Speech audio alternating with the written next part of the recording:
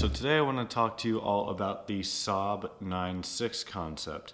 Now I have done videos on almost every Saab concept that I can find just because I think they're interesting and you guys find these videos interesting, but in all honesty, the 9.6 concept might be the least interesting of all these, as well as the ugliest. I mean, I've seen this thing a couple times now and it is just not a good looking car. It does not appeal to me. But I did briefly mention it in my last video, did GM ruin Saab? So if you guys have not seen that, it'll be linked up in the corner right here. One of these corners, I always forget which way to point. But I did mention it in that video and it got me thinking that maybe I should just make a video briefly explaining what the concept is. So today we're going to do that. So the 9.6 is kind of like a brother to the 9.2X in a way, because I'm sure that you guys know what the 9.2X is, highly based off of the Subaru Impreza of the time. So the 9.6 is highly based off of the Subaru Tribeca of that time. So in 2005, Saab never really released this concept that I know of, but I know that they kind of said that they had it, and then they eventually ended up putting it in the Saab Museum. But I don't really see a point to this concept. I guess maybe they wanted an all-wheel drive kind of utility off-road vehicle, but I mean, when you look at the Tribeca, it's all-wheel drive. It's got a 3-liter 6-cylinder with 250 horsepower, which we can assume would be in the 9.6, considering this car is essentially a clone of that with a little bit different styling. I mean, the interiors of the two are completely identical. And even the styling of this car doesn't scream Saab to me in any sense. I mean, the rear of the car looks like anything. I mean, it almost looks like a Toyota or a Honda to me. It definitely does not look like a Saab in the least bit. The only thing that makes it look like a Saab is the Saab badge, which just looks so out of place there.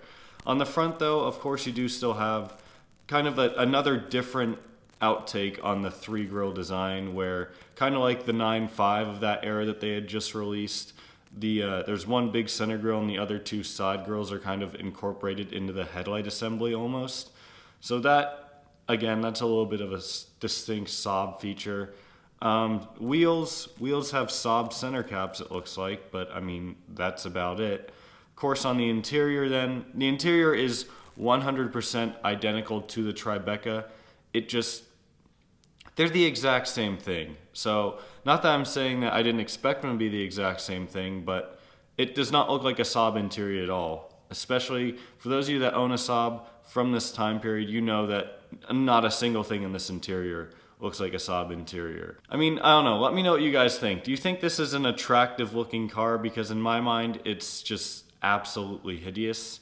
I do not see any real Saab design influence on there. It's almost like they gave them like 20 minutes, redesign this car, make it look like a Saab, and they kind of started working on the front and then they ran out of time and forgot to do the rest of the car or something like that. You know what I mean? It just does not look like a Saab at all to me. And if you guys have seen the Subaru Tribeca of this time period, I'll put a picture on the screen right now, it is even more hideous. I mean, that car is just, it's gotta be one of the ugliest cars of all time. I feel like I'm being really harsh in this video, and I'm trying not to be, but I'm just trying to give my honest opinion. Like, I'm honestly kind of glad that this car never got made, because the Tribeca was a car, especially at this time, that never even sold well for Subaru. So you gotta think that it would have sold even less units for Saab.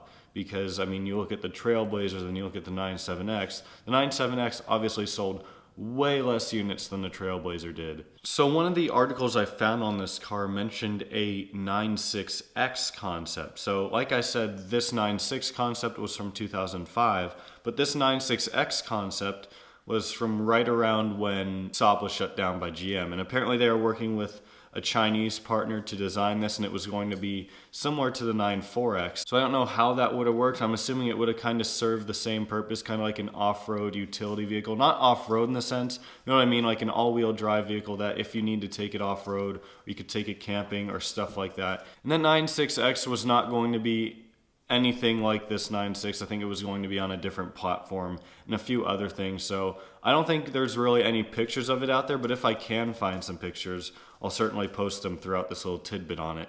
But that's pretty much it on the Saab 9.6 concept. Let me know. I'm going to put a poll in the video. Do you think that the 9.6 was a good idea? Like, do you think had they decided to sell it, would they have even sold like a couple thousand units? Because in my opinion, I don't think they would have. It probably would have cost, my guess is somewhere around 40 grand, maybe a little bit more.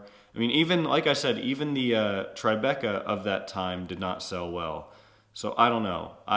Maybe I'm in a pessimistic mood this morning, but I don't have a positive take on this car really. I mean, it's just, I don't know what Saab was really thinking with this. So with that being said, that's going to wrap up this video, guys. Thank you all so much for watching. I'll see you next time.